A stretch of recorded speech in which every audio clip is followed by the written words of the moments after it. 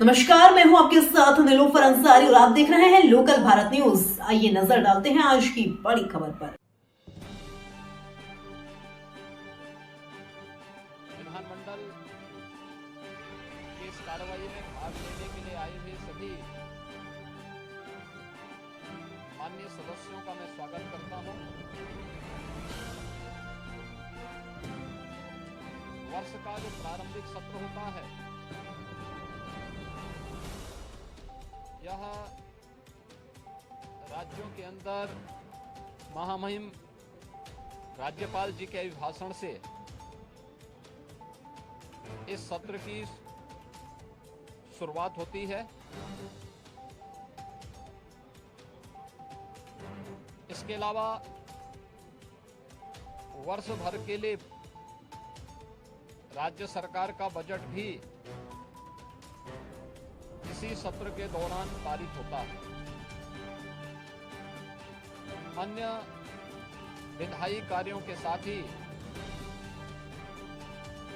जनहित से जुड़े हुए, राज्य के विकास से जुड़े हुए महत्वपूर्ण मुद्दों पर भी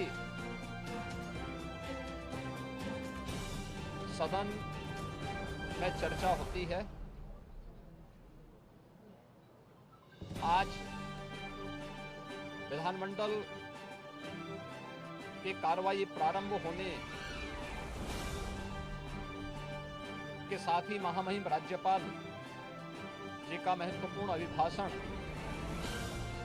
संवेद सदन को महामहिम राज्यपाल जी के द्वारा अपने अभिभाषण के माध्यम से संबोधन होगा। इसके उपरांत कल से महामहिम राज्यपाल के भाषण पर सदन में चर्चा भी होगी। 20 फरवरी को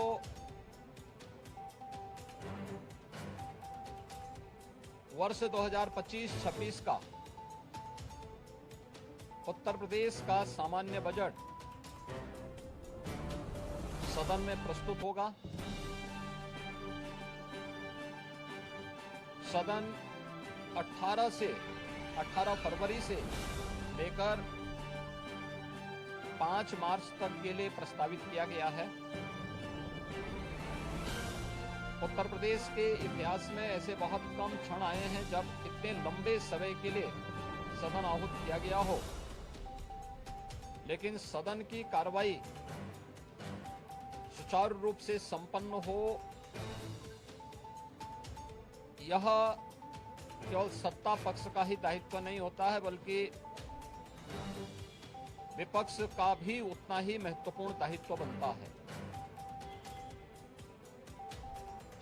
सदन चर्चा परिचर्चा का एक मंच बने। उत्तर प्रदेश के विकास को लेकर के डबल इंजन की भारतीय जनता पार्टी की सरकार ने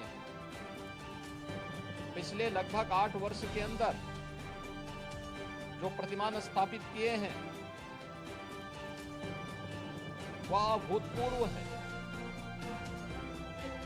उसकी झलक अभिभाषण के माध्यम से भी और सदन के अंदर चर्चा परिचर्चा के माध्यम से भी देखने को मिलता है।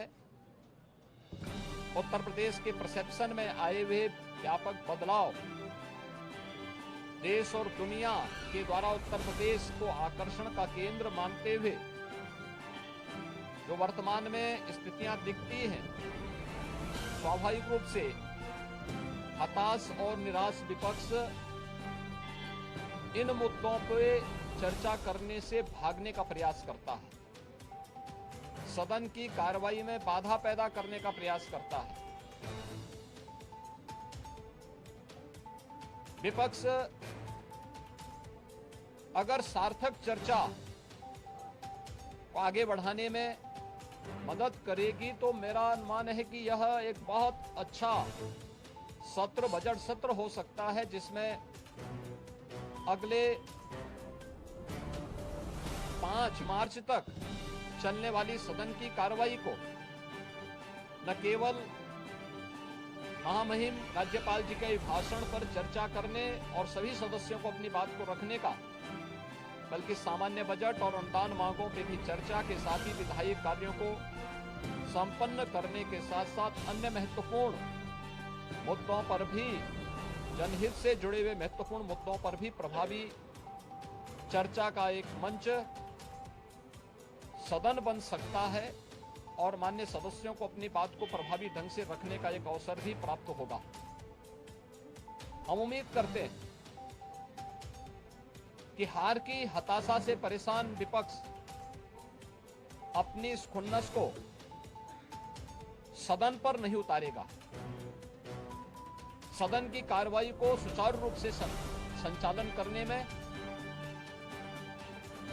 एक सकारात्मक योगदान की हम अपेक्षा करते हैं और मैं सरकार की तरफ से आश्वस्त करता हूं कि जिस भी मुद्दे पर,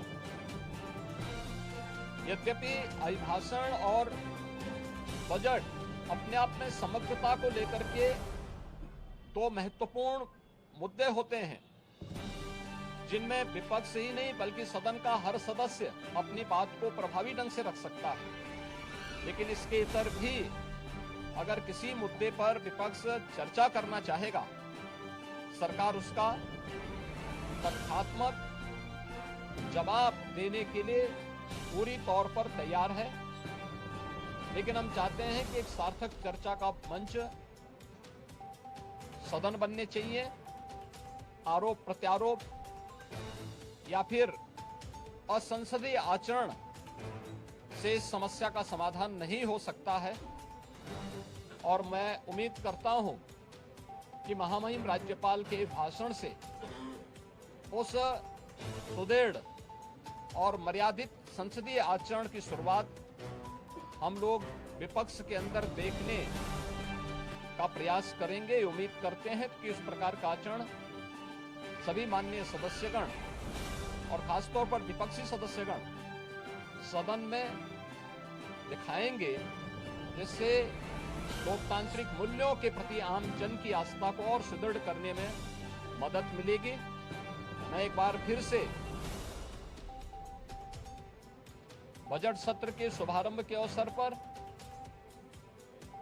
आज उत्तर प्रदेश विधानमंडल के जो कार्रवाई प्रारंभ होने जा रही है कुछ ही देर में, इसमें भाग लेने के लिए आए हुए सभी माननीय सदस्यों का हृदय से स्वागत करता हूं।